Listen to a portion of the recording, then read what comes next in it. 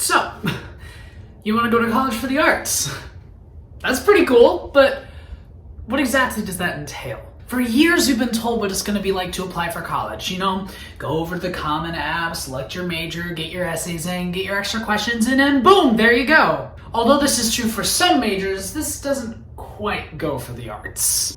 From drawing, to costumes, to singing, to acting, to musical theater, the college audition process and application process is a little bit different for the arts majors. Here are some of my ideas and a step-by-step process on how to best get through your application process as you apply to the arts. For starters, a spreadsheet is going to be your best friend. When first setting up your spreadsheet, you want to try to find 20 to 30 schools that happen to fit your major, your vibe, or maybe it's just a few colleges that you know happen to have really good programs. Some other things to consider might be the cost or location if you happen to want to say in-state, go out of state, and what exactly you want to do. You won't be applying to all of these schools, of course. This is why as you go throughout your junior and senior year, you want to try to eliminate schools till you end up with about 6 to 15 schools. Although doing spreadsheets takes a lot of time, believe me, it is so worth it for every senior. Even if you're not going into the arts, having a spreadsheet of all your colleges is super important to make sure that you maintain everything in a very clean and concise and organized manner. With this, I suggest starting your spreadsheet around December or January of your junior year. That way you have time to adjust. Now, if you're a senior and you're like, what's happening? I haven't made my spreadsheet. That's okay. Don't worry about it. All you have to do is start now and you can start getting organized. The most important thing about having a spreadsheet is making sure that you treat it like a living document. Constantly update it as you get things, write important side note things you have about said college, maybe include some hyperlinks to extra clubs or extracurriculars that you want to be involved in. But now that I've talked about it, let's take a look at mine real quick.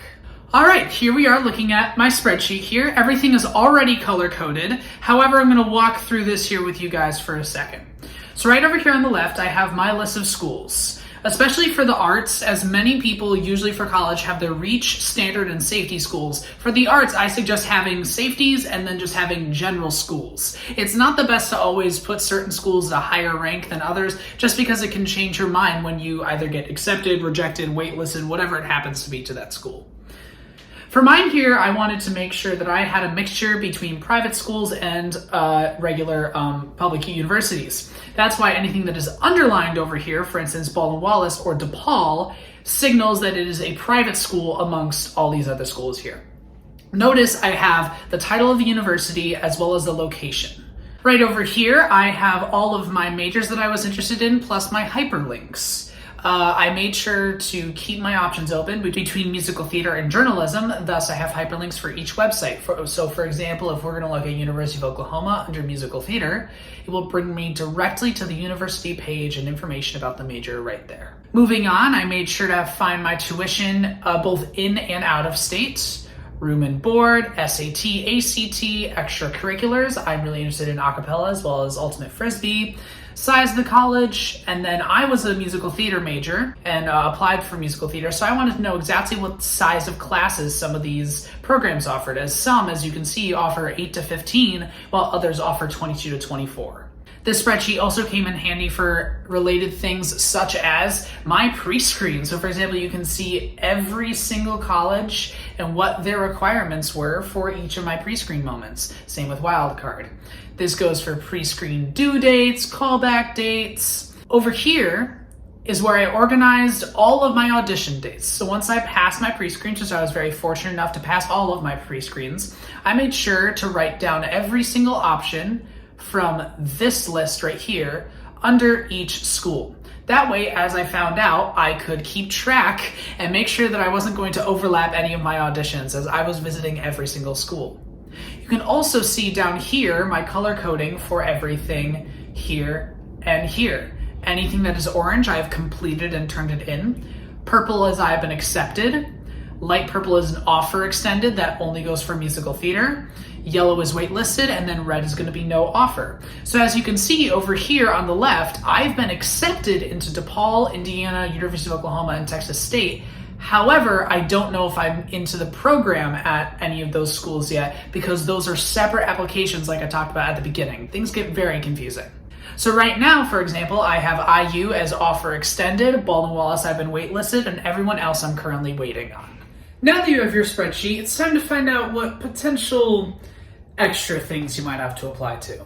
Most schools require for you to apply to the actual university itself as well as the program, just because most of the programs are so selective, they can't just pull them out of a hat. This is not like you're applying for something like journalism, where you just simply apply at the college's website. This is an audition or interview-based process. What this does mean is that you might have to write double or even triple of the amount of essays of some of your peers. However, here are some strategies so that you don't write as many extra essays as you need to. The easiest way that I've found to do this is to look up every single prompt, write it down into one document, and find the similarities between them all. This will allow you to find anything that is completely the same or even similar across colleges, which will mean less essays to write.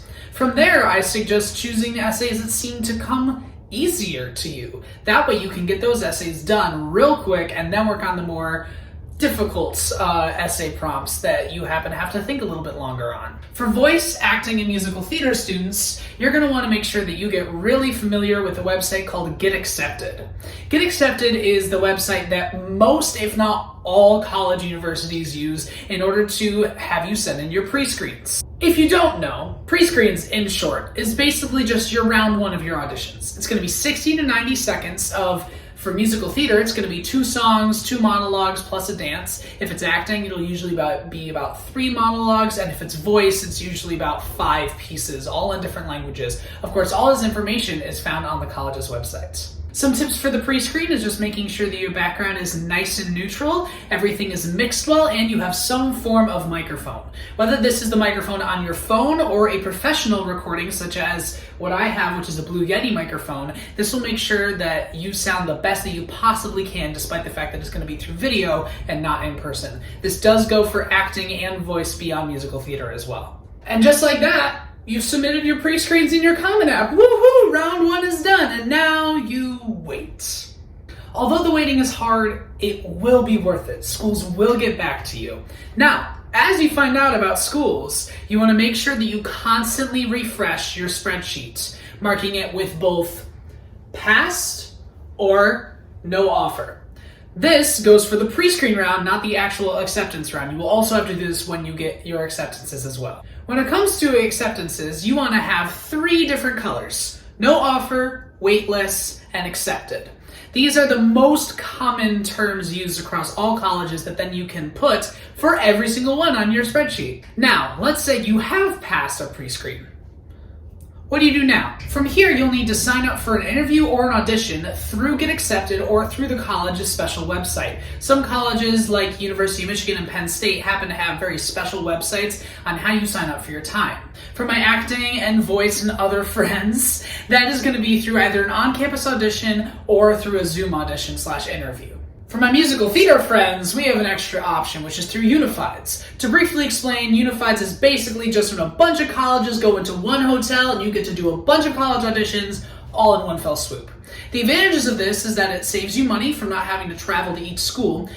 However, the disadvantage is that you're not able to experience the school on campus. Usually the schools don't bring their full faculty, and sometimes you feel like a needle in a haystack because there's so many musical theater students. When I tell you there's over 3,000 students at this event alone in Chicago, New York, and LA, it gets very hectic. That's why I suggest going on campus for most of your schools. That way you get most of the faculty there, you get to train in their spaces, and you get to just experience what the campus is like as well. Finally, there's the Zoom audition as an option. The Zoom audition is just as if you were in person, except it's over Zoom. You want to make sure that you have your tracks for your songs, your monologues ready, and then a decent camera in order to answer any questions and so that the faculty can see you better.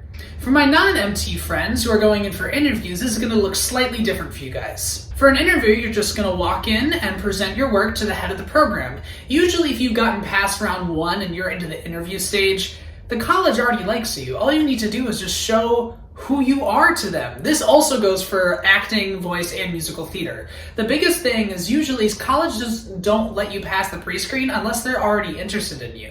That's why it's very important on round 2 to show them who you are, whether it's through your songs, your acting, your dancing, your pieces, talking to them like a normal human. These are all very important things. We found that a lot of times in years past, artists are all about either one craft or, in the musical theater realm, a triple threat of acting, singing, and dancing. That way of thinking has now changed into making sure that all artists are more well-rounded humans, as we all should be. Again, my biggest advice to anyone going into round 2 auditions is to just be yourself. That's all the colleges want to see from you. It is super important to remember that this entire process is a game. You will never know why one person got into a program and why another didn't, or why you have a bunch of friends that got into this one program and you didn't, except you got in this other program and your friends didn't. Nothing makes sense, but everything happens for a reason. As someone who is currently in the process of finding out from schools and did auditions earlier in the fall of 2022 and winter of 2023, believe me, this process is exhausting, but it is worth it in the end. Although you may be anxiously checking your email box, waiting for some phone call from a university, everything does work out, and I do personally believe in all majors of college that you end up where you belong. You will choose the choice and something will be offered to you where you do truly belong. If you have any questions for me or my journey throughout this, my name is Gabriel Hill. I will have my email in this video here if you would like to reach out. Thank you so much for watching.